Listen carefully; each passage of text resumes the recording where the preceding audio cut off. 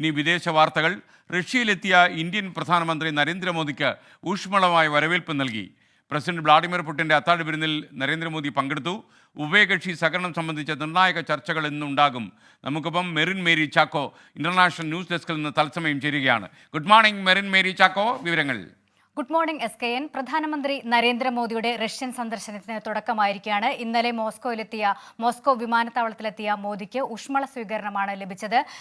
റഷ്യയുടെ deputy പ്രധാനമന്ത്രിയായിട്ടുള്ള Denis മാൻട്രോവ് തന്നെ നേരിട്ടെത്തി പ്രധാനമന്ത്രിയെ സ്വീകരിച്ചു. തുടർന്ന് അദ്ദേഹത്തിന് ഗാർഡ് ഓഫ് ഓണർ നൽകി. ഹോട്ടലിലേക്കുള്ള യാത്രയിൽ ഒരേ കാറിൽ ഡെപ്യൂട്ടി പ്രധാനമന്ത്രി മോദിയെ അനുഗമിക്കുകയുണ്ടായി. അതിനുശേഷം അത്താഴ വിരുന്നിൽ പുടിനുമായി ഡോച്ച എസ്റ്റേറ്റിൽ നടന്ന അത്താഴ വിരുന്നിൽ മോദി പങ്കെടുത്തു. ഗുജറാത്തി വിഭവങ്ങളാണ് പ്രധാനമായും മോദിക്ക് വേണ്ടി ഒരുക്കിയിരുന്നു. മൂന്നാം തവണയും പ്രധാനമന്ത്രി കസേരയിലെത്തിയ മോദിയെ പുടിൻ അഭിനന്ദിച്ചു. തിരിച്ച് മോദി പറഞ്ഞത് തൻ്റെ രാജ്യത്തെ സേവിക്കുകയാണ്, ജനങ്ങളെ സേവിക്കുകയാണ് തൻ്റെ ലക്ഷ്യമെന്ന് മോദി പുടിനുമായുള്ള കൂടിക്കാഴ്ചയ്ക്കിടെ വ്യക്തമാക്കി. ഇന്നലെ നടന്നതെല്ലാം അനൗദ്യോഗിക കൂടിക്കാഴ്ചകളായിരുന്നു. എന്നാൽ ഇന്ന് ഔദ്യോഗിക കൂടിക്കാഴ്ചകളായിരിക്കും നടക്കുക. റഷ്യയുടെ ആണവ ഏജൻസിയായിട്ടുള്ള റോസ്റ്റാം നടത്തുന്ന ആറ്റം എന്ന പ്രദർശനം മോദി സന്ദർശിക്കും. മാത്രവുമല്ല ഇന്ന് ഉഭയകക്ഷി സഹകരണം സംബന്ധിച്ച നിർണായക തീരുമാനങ്ങൾക്കും സാധ്യതയുണ്ട്. നേരത്തെ തന്നെ അല്പം മുമ്പ് വന്ന വിവരം എന്ന് പറയുന്നത് റഷ്യൻ സേനയിലെ ഇന്ത്യൻ സൈനികരെ വിട്ടയക്കാനുള്ള ഒരു നിർണായക തീരുമാനം വന്നിരിക്കുന്നു. എക്കാലത്തെയും ഇന്ത്യയുടെ ഒരു അടുത്ത സുഹൃത്താണ്. ഇന്ത്യയുമായി വളരെ അടുപ്പം പാലിക്കുന്ന ഒരു രാജ്യമാണ് റഷ്യ. അതായത് കോൾഡ് വാർ മുതൽ പരിശോധിക്കുകയാണെങ്കിൽ അത്തരത്തിൽ നമുക്ക് വ്യക്തമാകാൻ സാധിക്കും. പ്രധാനമായും ആയുധങ്ങളാണ്. അതായത് ഇന്ത്യ ഉപയോഗിക്കുന്ന 60% ആയുധങ്ങളും ഇപ്പോഴും റഷ്യൻ നിർമ്മിതമാണ്. ക്രൂഡ് ഓയിൽ 40% റഷ്യയിൽ നിന്നാണ് ഇറക്കുമതി ചെയ്യുന്നത്. മാത്രവുമല്ല ഇന്ത്യയിൽ നിന്നും ടെലികോം ഉൽപ്പന്നങ്ങളും സ്റ്റീൽ, അയൺ എന്നിവയെല്ലാം ഇന്ത്യ കയറ്റുമതി ചെയ്യുന്നുണ്ട്.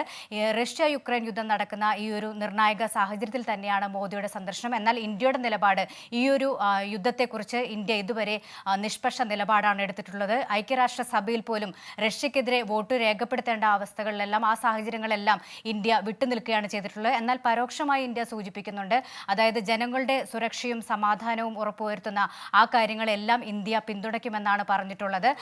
യുദ്ധം ഈ ഒരു കാലഘട്ടത്തിന് ചേർന്നതല്ല എന്നും ഇന്ത്യ പരോക്ഷമായി നിലപാടെടുത്തിട്ടുണ്ട്. എന്നാൽ ഒരിക്കൽ പോലും റഷ്യയെ നേരിട്ട് വിമർശിച്ചിട്ടില്ല. തൊട്ടു പിന്നാലെ തന്നെ ഇന്നലെ യുക്രൈൻ്റെ 5 നഗരങ്ങളിൽ റഷ്യ ആക്രമണം നടത്തിയിട്ടുണ്ട്. കുട്ടികളുടെ ആശുപത്രിയിലും ആക്രമണം നടത്തിയിട്ടുണ്ട്.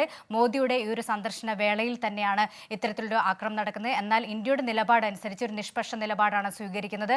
അതുകൊണ്ട് തന്നെ ഇതുവരെ ഇന്ത്യ ഈ ഒരു കാര്യത്തിൽ പ്രതികരിച്ചിട്ടില്ല. ഇന്ന് റഷ്യൻ സന്ദർശനം പൂർത്തിയാക്കി മോദി ഓസ്ട്രിയയിലെ വിയന്ന സന്ദർശിക്കും. 41 വർഷങ്ങൾക്ക് ശേഷമാണ് പ്രധാനമന്ത്രി ഓസ്ട്രിയ സന്ദർശനത്തിന് ഒരുങ്ങുന്നത്. SKN.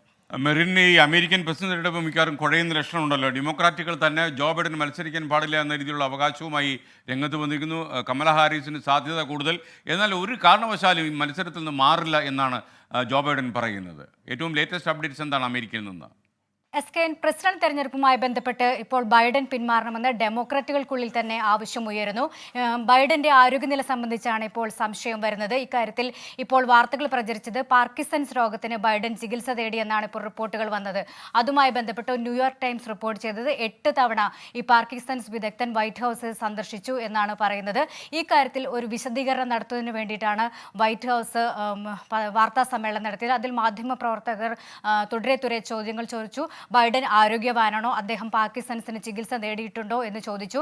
അപ്പോൾ ബൈഡന്റെ സ്പോക്സ് വുമൺ വ്യക്തമാക്കിയത് അത്തരത്തിൽ ഒരു ചികിത്സയും നേടിയിട്ടില്ല. നേരത്തെ ബരാക് ഒബാമ പ്രസിഡന്റ് ആയിരുന്നപ്പോഴും ഇതേ ഡോക്ടർ തന്നെ വൈറ്റ് ഹൗസ് സന്ദർശിച്ചിട്ടുണ്ട്. പതിവായി നടത്തുന്ന പരിശോധനകൾ മാത്രമാണ് ബൈഡന് നടത്തിയിട്ടുള്ളതെന്നാണ് വൈറ്റ് ഹൗസ് ഇപ്പോൾ സ്ഥിരീകരിച്ചിരിക്കുന്നത്. എന്തായാലും മത്സരവുമായി ബന്ധപ്പെട്ട് തെരഞ്ഞെടുപ്പിൽ നിന്നും താൻ ഒരു കാരണവശാലും പിന്മാറില്ലെന്നാണ് ബൈഡൻ പറഞ്ഞത്. താൻ പിന്മാറണമെങ്കിൽ ദൈവം തന്നെ നേരിട്ടെത്തി തന്നോട് പറയണം, എന്നാൽ മാത്രമാണ് ഈ ഒരു മത്സരരംഗത്ത് താൻ പിന്മാറുന്നുള്ളൂ.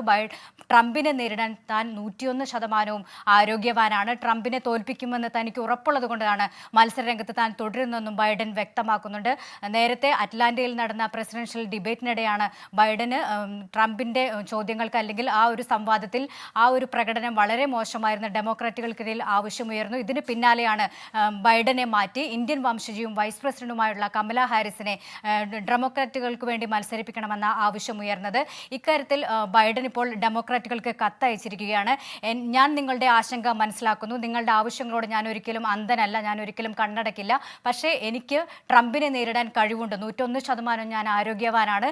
ഇനി തെരഞ്ഞെടുപ്പിന് 119 ദിവസങ്ങൾ മാത്രമേ ഉള്ളൂ. അതുകൊണ്ട് ദൈവം പറഞ്ഞാൽ മാത്രമാണ് താൻ ഇനി പിന്മാറുകയുള്ളൂ. ട്രംപിനെ താൻ തോൽപ്പിക്കും. അതിനുള്ള ആരോഗ്യസ്ഥിതി തനിക്കുണ്ടെന്ന് തന്നെയാണ് ബൈഡൻ ഇപ്പോൾ വ്യക്തമാക്കിയിരിക്കുന്നത്. എന്തായാലും ഡെമോക്രാറ്റുകൾ ഇപ്പോൾ ബൈഡനെ മാറ്റണമെന്ന ആവശ്യവും ശക്തമാക്കിയിട്ടുണ്ട്. SKN. Okay, thank you Mary Chacko. ഇനി വിദേശ വാർത്തകൾ നാളെ ഇതേ സമയം ഈ പരിപാടിയിൽ. ലോകത്തെവിടെയായാലും ഏത് സമയത്തും 24 വാർത്തകളും ഓഗ്മെന്റഡ് റിയാലിറ്റി പാക്കേജുകളും എക്സ്പ്ലെയിനറുകളും വിശദമായി കാണാൻ ഞങ്ങളുടെ യൂട്യൂബ് ചാനൽ നിങ്ങൾക്ക് സബ്സ്ക്രൈബ് ചെയ്യാം.